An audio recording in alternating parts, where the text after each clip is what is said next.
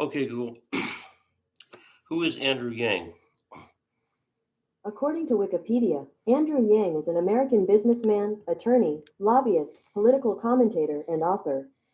He founded the political party and action committee Forward Party in 2021, for which he serves as co-chair alongside former New Jersey Governor Christine Todd Whitman and Michael S. Wilner. The War on Normal People: The Truth About America's Disappearing Jobs and Why Universal Basic Income is Our Future. Andrew Yang, founder, Venture for America.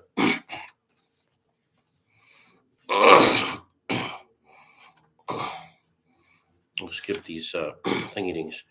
The dedication is to everyone who helped build Venture for America over the years. You made me believe in people.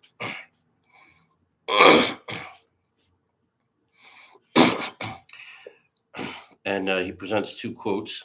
We are at the most dangerous moment in the development of humanity. The rise of artificial intelligence is likely to extend job destruction deep into the middle classes, with only the most caring, creative, or supervisory roles remaining. Stephen Hawking. Second quote: Human beings are also animals. To manage 1 million animals gives me a headache. Terry Gao, founder of Foxconn. Introduction: The Great Displacement.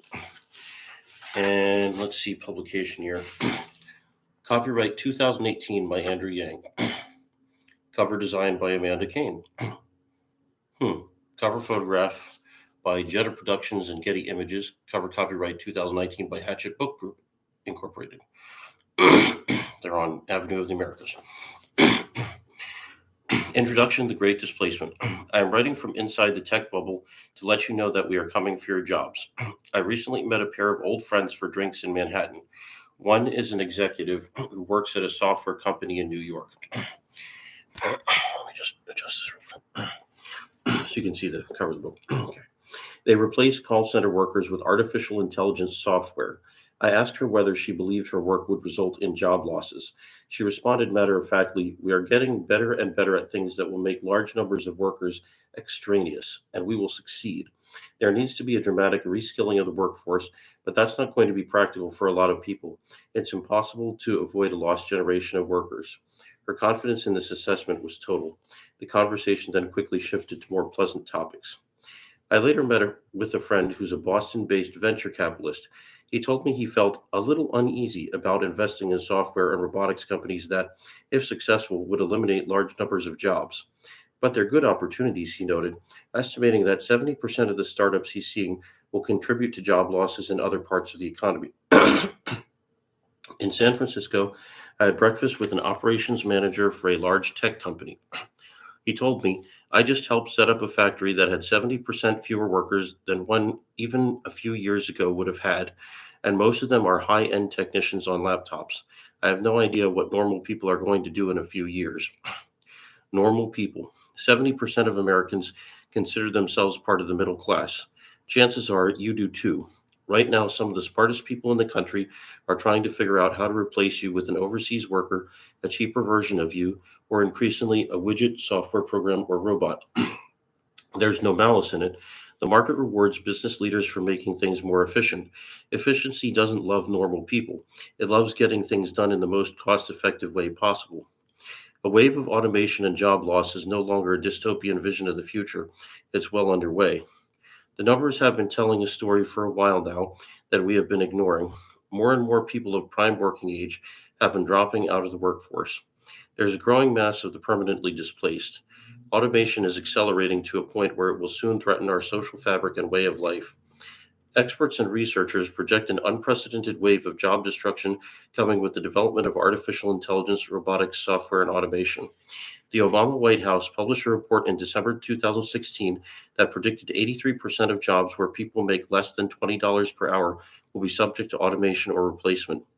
Between 2.2 and 3.1 million car, bus, and truck driving jobs in the United States will be eliminated by the advent of self-driving vehicles. Read that last sentence again. We are confident that between 2 and 3 million Americans who drive vehicles for a living will lose their jobs in the next 10 to 15 years. Driving a truck is the most common occupation in 29 states. Self-driving vehicles are one of the most obvious job-destroying technologies, but there are similar innovations ahead that will displace cashiers, fast food workers, customer service representatives, administrative assistants, and even well paid white collar jobs like wealth managers, lawyers, and insurance agents, all within the span of a few short years. Suddenly out of work, millions will struggle to find a new job, particularly those at the lower end of the skill ladder. Automation has already eliminated about 4 million manufacturing jobs in the United States since 2000. Instead of finding new jobs, a lot of those people left the workforce and didn't come back. The U.S. labor force participation rate is now at only 62.9%, a rate below that of nearly all other industrialized economies and about the same as that of El Salvador and the Ukraine. Some of this is driven by an aging population, which presents its own set of problems, but much of it is driven by automation and a lower demand for labor. Each 1% decline in the labor participation rate equates to approximately 2.5 billion Americans dropping out. They have a photo here.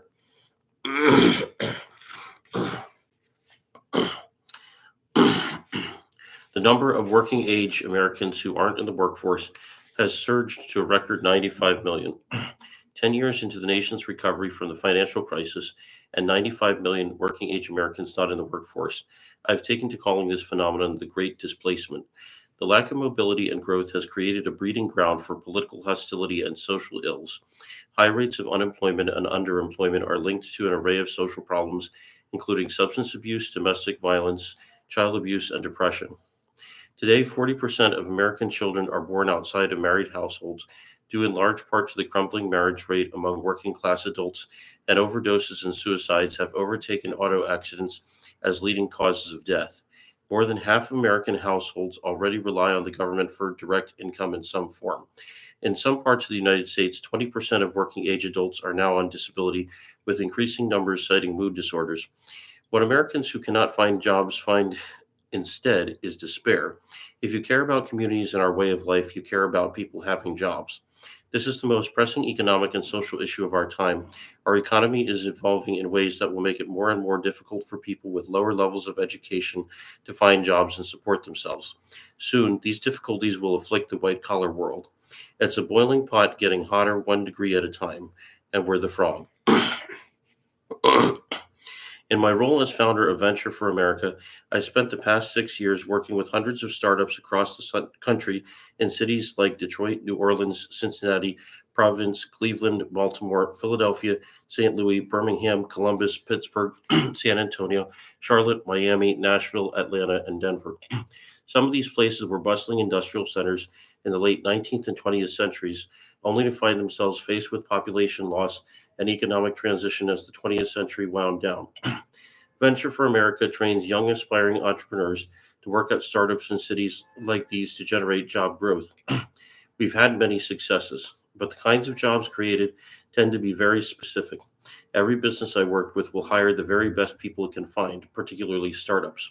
When entrepreneurs start companies and expand, they generally aren't hiring a down on his or her luck worker in need of a break. They are hiring the strongest contributors with the right mix of qualities to help an early stage company succeed. Most jobs in a startup essentially require a college degree. That excludes 68% of the population right there. And some of these companies are lifting further inefficiencies out of the system, reducing jobs in other places, even while hiring their own new workers.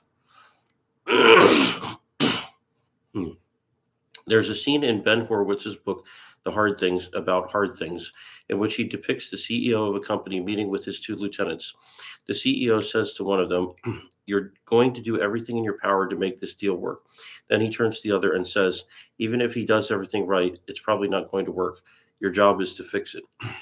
That's where we're at with the American economy. Unprecedented advances are accelerating in real time and wreaking havoc on lives and communities around the country, particularly on those least able to adapt and adjust. We must do all we can to reduce the worst effects of the Great Displacement. It should be the driving priority of corporations, government, and nonprofits for the foreseeable future. We should invest in education, job training and placement, apprenticeships, relocation, entrepreneurship, and tax incentives. Anything to help make hiring and retaining workers appealing. And then we should acknowledge that for millions of people, it's not going to work. In the United States, we want to believe that the market will resolve most situations. In this case, the market will not solve the problem, quite the opposite. The market is driven to reduce costs. It will look to find the cheapest way to perform tasks. The market doesn't want to provide for unemployed truck drivers or cashiers. Uber is going to get rid of its drivers as soon as it can. Its job isn't to hire lots of people. Its job is to move customers around as efficiently as possible. The market will continue to throw millions of people out of the labor force as automation and technology improve. In order for society to continue to function and thrive when tens of millions of Americans don't have jobs, we will need to rethink the relationship between work and being able to pay for basic needs. And then we will have to determine the ways to convey the psychic and social benefits of work in other ways. There is really only one entity, the federal government, that can realistically reformat society in ways that will prevent large swaths of the country from becoming jobless zones of derelict buildings and broken people. Nonprofits will be at the front lines of fighting the decline, but most of their activities will be like bandages on top of an infected wound. State governments are generally hamstrung with balanced budget requirements and limited resources. Even if they don't talk about it in public, many technologists themselves fear a backlash. My friends in Silicon Valley want to be positive, but many are buying bunkers and escape hatches just in case. One reason that solutions are daunting to even my most optimistic friends is that, while their part of the American economy is flourishing, little effort is being made to distribute the gains from automation and reverse the decline in opportunities.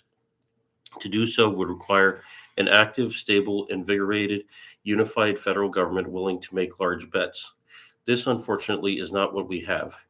We have an indebted state rife with infighting, dysfunction, and outdated ideas and bureaucracies from bygone eras, along with a populace that cannot agree on basic facts like vote totals or climate change. Our politicians offer half hearted solutions that will at best nibble at the edges of the problem. The budget for research and development in the Department of Labor is only $4 million. We have a 1960s era government that has few solutions to the problems of 2018. This must change if our way of life is to continue.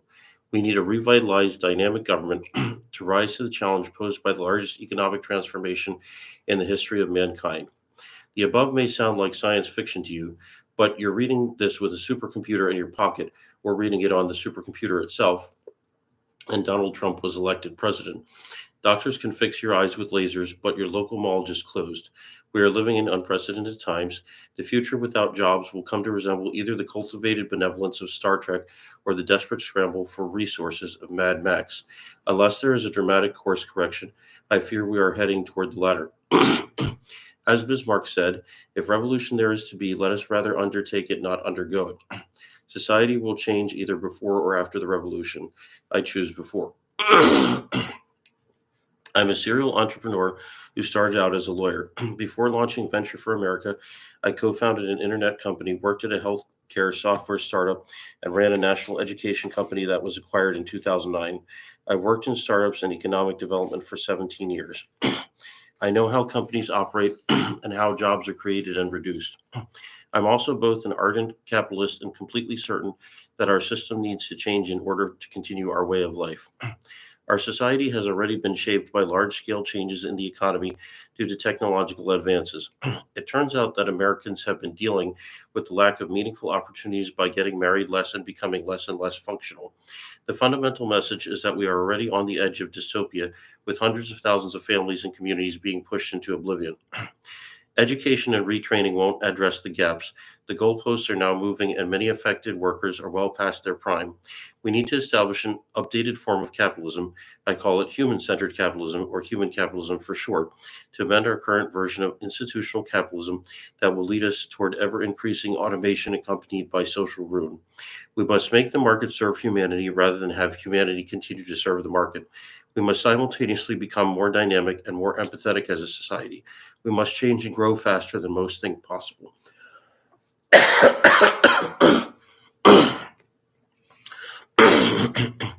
When the next downturn hits, hundreds and thousands of people will wake up to do their jobs only to be told that they're no longer needed. Their factory or retail store or office or mall or business or truck stop or agency will close. They will look for another job, and this time they will not find one. They will try to keep a brave face, but the days and weeks will pass, and they will become more and more defeated. They will almost always blame themselves for their lot. They will say things like, I wish I'd applied myself more in school, or I should have picked another job. They'll burn through their meager savings. Their family lives and communities will suffer. Some will turn to substance abuse or watch too much TV. Their health will slip. The ailments they've been working through will seem twice as painful. Their marriages will fail. They will lose their sense of self worth. Their physical environments will decay around them, and their loved ones will become reminders of their failure. For every displaced worker, there will be two or three others who have their shifts and hours reduced, their benefits cut, and their already precarious financial lives pushed to the brink. They will try to consider themselves lucky even as their hopes for the future dim. Meanwhile, in Manhattan and Silicon Valley and Washington, D.C., my friends and I will be busier than ever fighting to stay current and climb within our own hyper competitive environments. We will read articles with concern about the future and think about how to redirect our children to more fertile professions and livelihoods. We will retreat something and contribute here and there. We will occasionally reflect on the fates of others and shake our heads, determined to be among the winners in whatever the new economy brings. The logic of the meritocracy is leading us to ruin because we are collectively primed to ignore the voices of the millions getting pushed into economic distress by the grinding wheels of automation and innovation. We figure they're complaining or suffering because they're losers. We need to break free of this logic of the marketplace before it's too late. We must reshape and accelerate society to bring us all to higher ground. We must find new ways to organize ourselves independent of the values that the marketplace assigns to each and every one of us. We are more than the numbers on our paychecks, and we are going to have to prove it very quickly.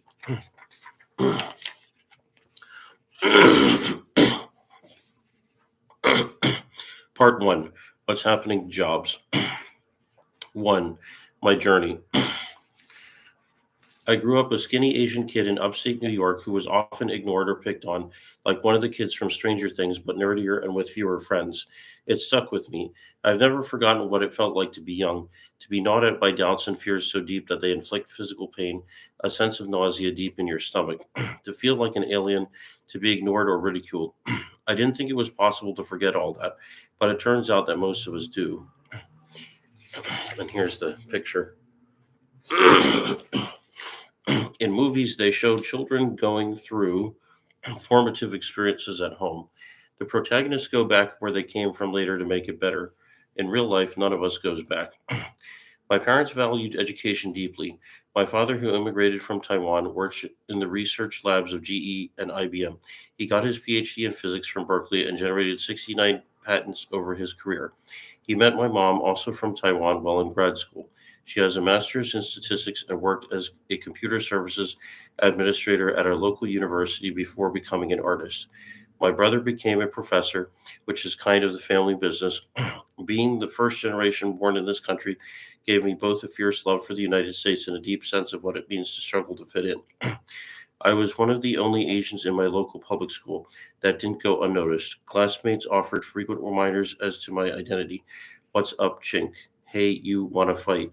Said with mouth moving but no sound coming out to imitate a kung fu movie with bad dubbing. Ching chong, ching chong. Hey, you know what Chinese use for blindfolds? Dental floss. You see that demonstrates a blank face. That's the way the gook laughs. Hey Yang, you hungry? You want a gookie? Hey Yang, I see where you're looking. No interracial dating. Hey Yang, what's it like having such a small dick? Everyone knows Chinese guys have small dicks. Do you need tweezers to masturbate? Most of this was in middle school. I had a few natural responses. I became quite self conscious. I started wondering if I did indeed have a small dick. Last, I became very, very angry.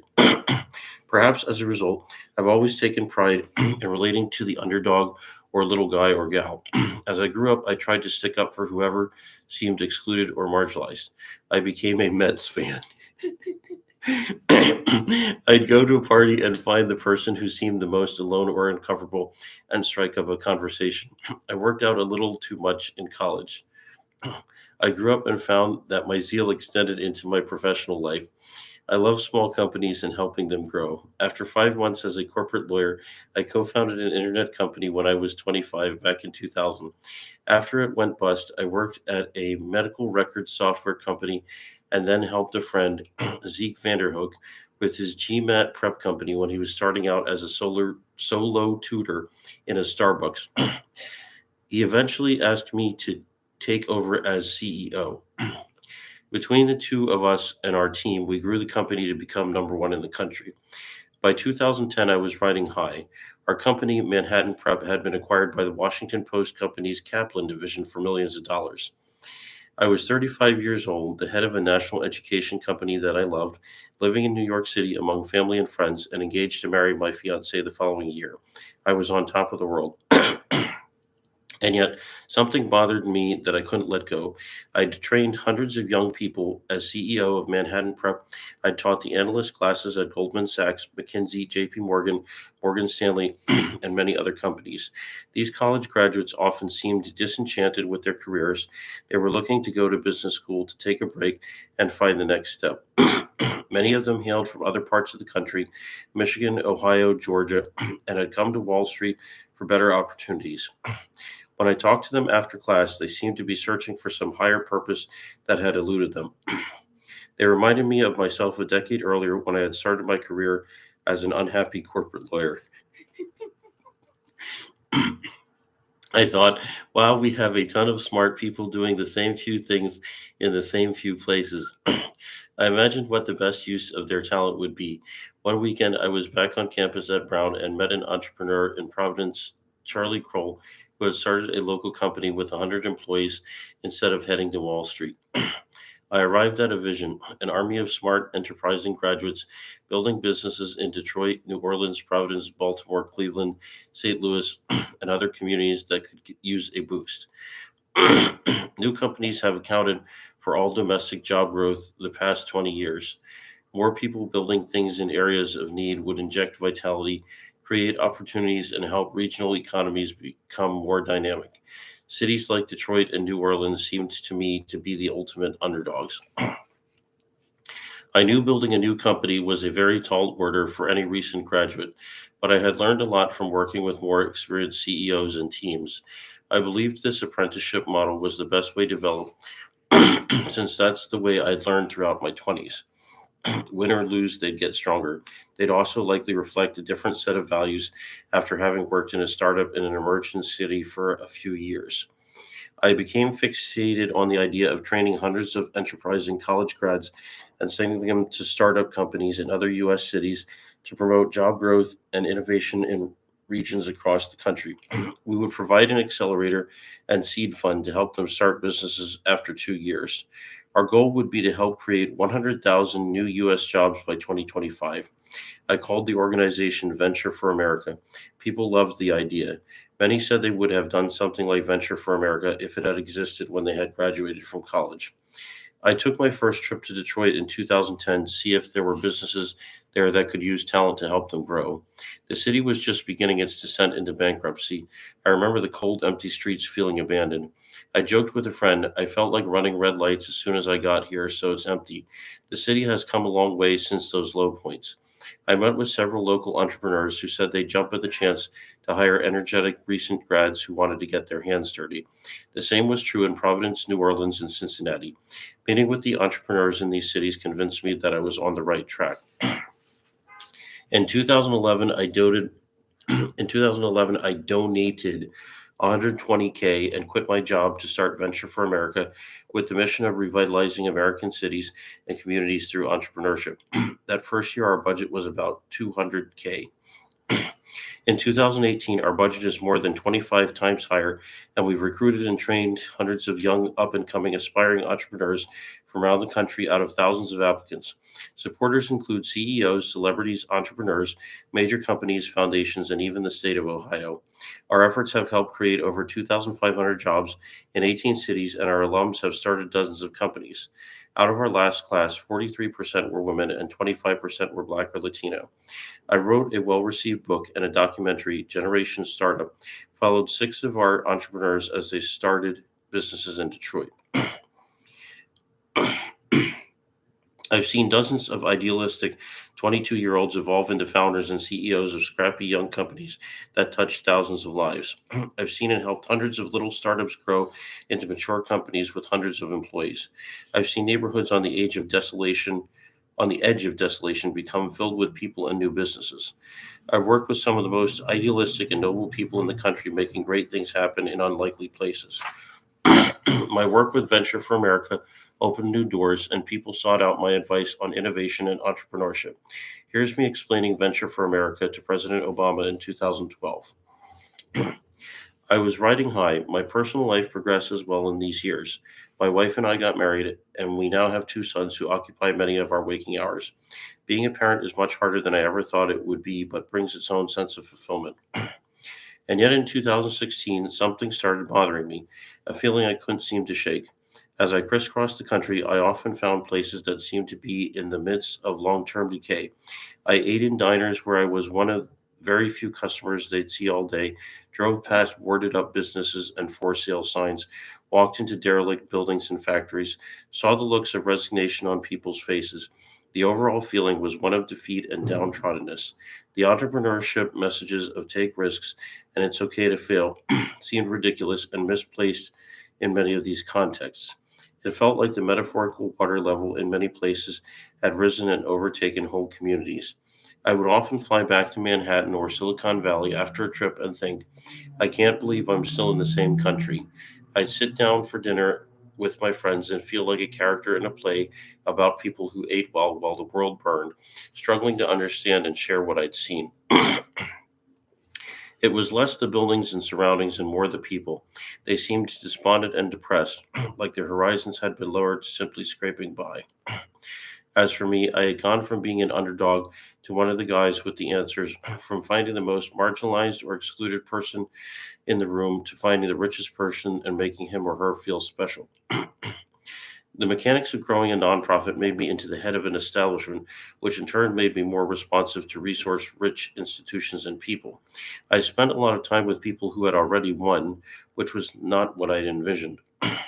I began to see the limitations of what was then happening in the entrepreneurship, nonprofit, and government sectors. I would be invited to high level conferences or design sessions only to have colleagues, even people who were considered the most successful in the field, confide to me that they didn't believe they were meaningfully addressing the problems they set out to solve, that they would need 10 or 100 or 1,000 times the resources to have a chance to do so. People were clapping us on the back, congratulating us on our accomplishments, and we were thinking to ourselves, what are you congratulating us for? The problems are just getting worse. This sense of unease plagued me, and I became consumed by two fundamental and uncomfortable questions. What the heck is happening to the United States? And why am I becoming such a tool? I began to feel that my life more closely resembles a dream life in a bubble than the experience of the average American, and that too much of our human and financial capital is flowing to just a handful of places doing things that are speeding the machine up rather than fixing what is going wrong. I was also morphing from the guy who wanted to fix the machine into an add on to the machine. I love Venture for America. It was the culmination of my life's work, but it needed to be much, much bigger to stem the tide. I started digging into research about trends in the labor market and talking to friends to better understand the long term shifts happening in the American economy. I wanted to know what the challenges were. Donald Trump's election in late 2016 heightened my sense of urgency. It felt like a cry for help. What I found shocked me and verified my experiences on the road. America is starting 100,000 fewer businesses per year than it was only 12 years ago, and is in the midst of shedding millions of jobs due primarily to technological advances. Our economic engine is stalling out in many places, and automation is eliminating livelihoods for hundreds of thousands of the most vulnerable Americans in regions across the country. New jobs are less numerous, are most often created in towns located far from those most hard hit, and require far different skills than the ones that are being lost. Technology is about to reach a point where it won't just be folks in the interior that are threatened, but many white collar and educated workers as well. I remember the moment it finally sank in completely. I was reading a CNN article that detailed how automation had eliminated millions of manufacturing jobs between 2000 and 2015, four times more than globalization. I had walked through many of the cities that had previously been home to those jobs, Cleveland, Cincinnati, Indianapolis, Detroit, Pittsburgh, St. Louis, Baltimore, and their surrounding areas. I knew what my friends were working on and what was coming down the road. As I felt the pieces fall into place, my heart sank and my mind raced. Nothing will stop us. We had decimated the economies and cultures of these regions and were set to do the same to many others. In response, American lives and families are falling apart. Rampant financial stress is the new normal. We are in the third or fourth inning of the greatest economic shift in the history of mankind, and no one seems to be talking about it or doing anything in response. I spent the past 6 years trying to address these problems by helping growth companies create jobs in different regions and training entrepreneurs. It has been my job for the past 6 years to create jobs. We're all about to lose on an epic scale. I'm now certain that the wave, the great displacement, is already here and is having effects bigger and faster than most anyone believes. The most pernicious thing about this wave is that you can't really tell who it has hit as it grinds up people and communities. I've switched gears. My goal now is to give everyone a sense of what's coming and then prepare us to fight for the version of the future that we want. It will be a massive change. It's up to us. The market will not help us. Indeed, it is about to turn on us. The solutions aren't beyond us yet, but it's getting late in the day and time is running short. I need you to see what I see. And that's the end of chapter 1.